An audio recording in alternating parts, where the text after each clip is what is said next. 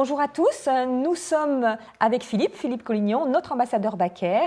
Et Philippe va nous donner un précieux conseil sur une question qui nous est parvenue de notre client Baker sur Facebook.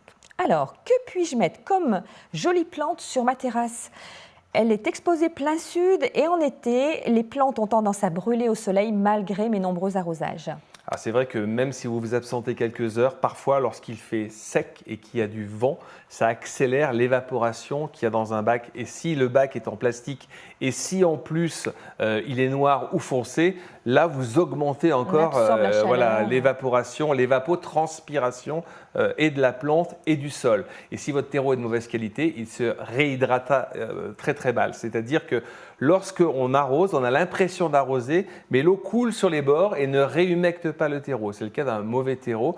Donc ça peut être soit un problème d'arrosage, soit un problème de terreau. En tout cas, il y a des plantes qui résistent à ce genre d'absence, notamment le Dipladenia, qui est une plante de plus en plus vendue depuis une dizaine d'années. Et là, ces dernières années, les gens le connaissent. Donc c'est intéressant. Pourquoi ? Parce que le feuillage est très vert, légèrement cireux, c'est magnifique. Donc ça prouve que la feuille conserve l'eau. Plus la feuille est cirée, plus elle conserve l'eau au sein de son petit corps végétal.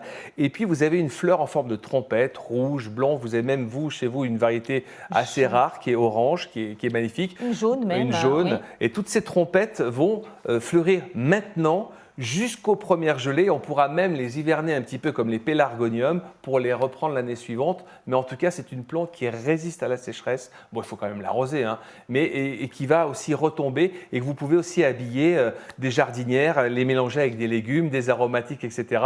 Mais en tout cas, c'est la plante par excellence. On appelle ça la plante dromadaire. Donc le Dipladenia, c'est le bon conseil de Philippe. Nous nous retrouvons bientôt pour d'autres conseils. Merci Philippe.